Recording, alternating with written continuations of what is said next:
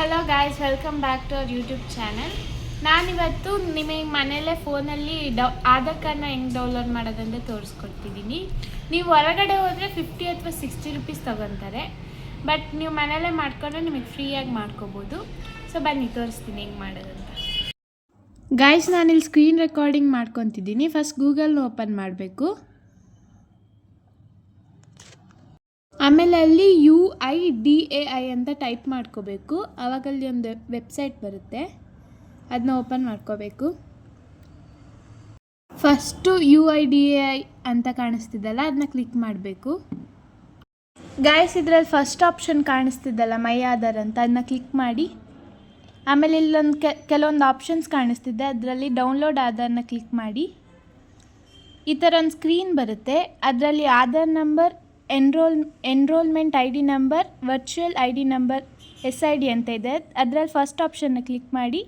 ಆಮೇಲೆ ನಿಮ್ಮ ಆಧಾರಲ್ಲಿರೋ 12 ಡಿಜಿಟ್ಸ್ ನಂಬರ್ನ ಟೈಪ್ ಮಾಡಿ.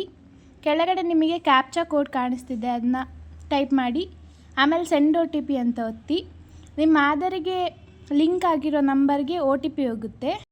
6 ಡಿಜಿಟ್ OTP ಹೋಗಿರುತ್ತೆ. ಆ OTPನ ಇಲ್ಲಿ ಟೈಪ್ ಮಾಡಿ. ಅಲ್ಲಿ ವೆರಿಫೈ ಆ್ಯಂಡ್ ಡೌನ್ಲೋಡ್ ಅಂತ ಆಪ್ಷನ್ ಇದೆ, ಅದನ್ನ ಕ್ಲಿಕ್ ಮಾಡಿ. ಆವಾಗ ನಿಮ್ಮ ಆಧಾರ್ ಡೌನ್ಲೋಡ್ ಆಗುತ್ತೆ. ಗೈಸ್, ಇವಾಗ ಆಧಾರ್ ಕಾರ್ಡ್ ಡೌನ್ಲೋಡ್ ಆಗಿದೆ. ಇದು PDF ಫಾರ್ಮೆಟಲ್ಲಿ ಡೌನ್ಲೋಡ್ ಆಗಿರುತ್ತೆ.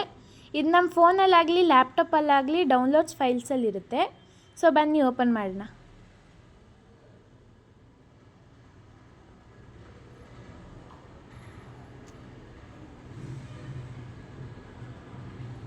ಸೊ ಇದಕ್ಕೆ ಪಾಸ್ವರ್ಡ್ ಏನಂದರೆ ನಿಮ್ಮ ನೇಮಿನ ಫಸ್ಟ್ 4 ಲೆಟರ್ಸ್ ಮತ್ತು ನಿಮ್ಮ ಡೇಟ್ ಆಫ್ ಇಯರು. ಎಕ್ಸಾಂಪಲ್, ನನ್ನ ಹೆಸರು ಆದ್ಯ. ಫಸ್ಟ್ 4 ಲೆಟರ್ ಅಂದರೆ AADHನ ಕ್ಯಾಪ್ಸಲ್ ಬರೆದು 2012ನ ಬರಿಬೇಕು.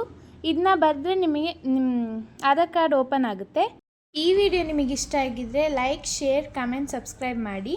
ಮುಂದಿನ ವಿಡಿಯೋ ಜೊತೆ ಸಿಗ್ತೀನಿ. ಬಾಯ್.